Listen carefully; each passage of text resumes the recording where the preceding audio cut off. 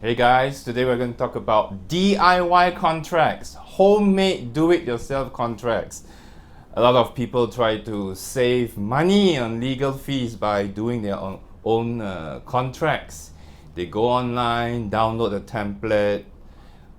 Some of them use templates and then they modify it by copying the clauses in their customers or their competitors' contract. The worst cases are those who don't even look at templates, they just draft their own contract themselves. They usually end up in disaster, in fact all of the time. Sometimes I wonder whether these people, if they needed heart surgery or eye surgery, whether they're actually going to take out the scalpel and cut out their own eyes or their own heart themselves. So the reality is you don't know what you do not know, okay? Even lawyers who are not specialized in commercial law will not know what they don't know. Sometimes you might be leaving money on the table, giving up an opportunity by not including a certain clause. You might be incurring liability unnecessarily, or you might be missing important clauses which are pertinent to your industry, and you may be even giving up your rights sometimes. There was this case called Jurong Concrete Ready Mix, okay, where the director gave a corporate guarantee for a supply agreement. Now, this is totally unnecessary. You do not need to issue a guarantee for a supply agreement, but he did it without even reading the contract, without getting any legal advice. So in other words, he was giving something unnecessarily extra to the other party. And when you use free online templates, there's a tendency to select the wrong template. A lot of people confuse partnerships with companies. For example, during the conversation, they may say, let's enter into a partnership. Let's enter into a partnership. When in reality, they are setting up a company limited by shares. And then they use a partnership agreement because they think that a partnership is, doing business together. So they download a partnership agreement which is wholly irrelevant and unrelated to the business, the functioning of a company, and then when the problems arise, then, well, too bad. What are the other common mistakes? Well, termination clauses, they can be very messy.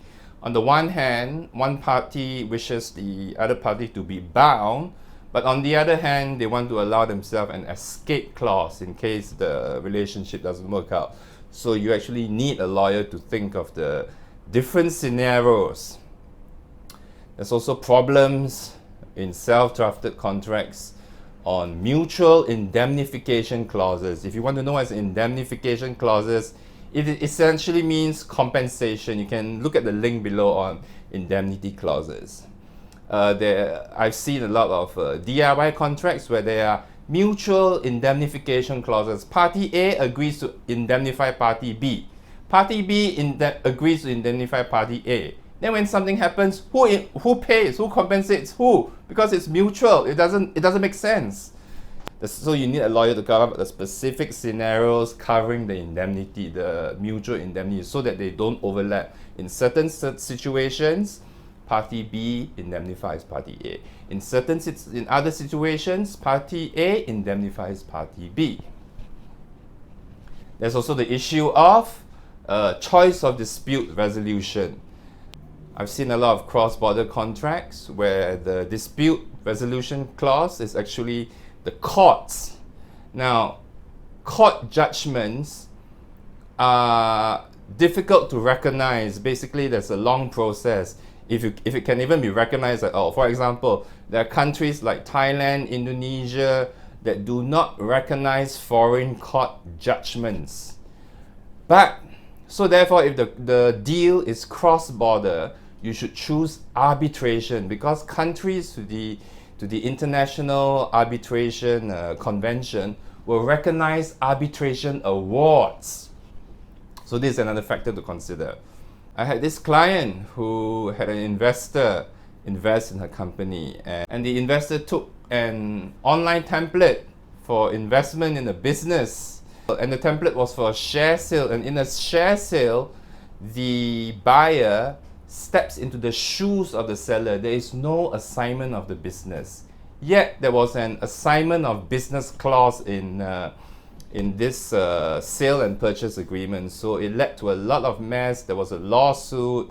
She had to spend a lot of money on the lawsuit. There was another issue. The buyer of the shares, he took the online template, which included 2 entire agreement clauses. Entire agreement clauses essentially means that everything is contained in the contract.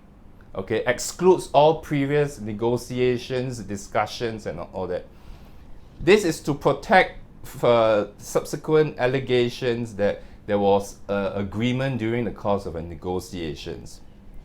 Yet, despite having 2 entire agreement clauses, he sued my client for alleged misrepresentation, for representing to him certain matters that occurred before the contract was signed. The whole purpose of the entire agreement clause is to exclude previous representations. So by using this online contract, the buyer essentially shot himself in the foot. He had to pay a lot of money, okay, to settle the lawsuit. Well, for those of you who insist on drafting your own contracts to save money, this video isn't meant to stop you from doing it.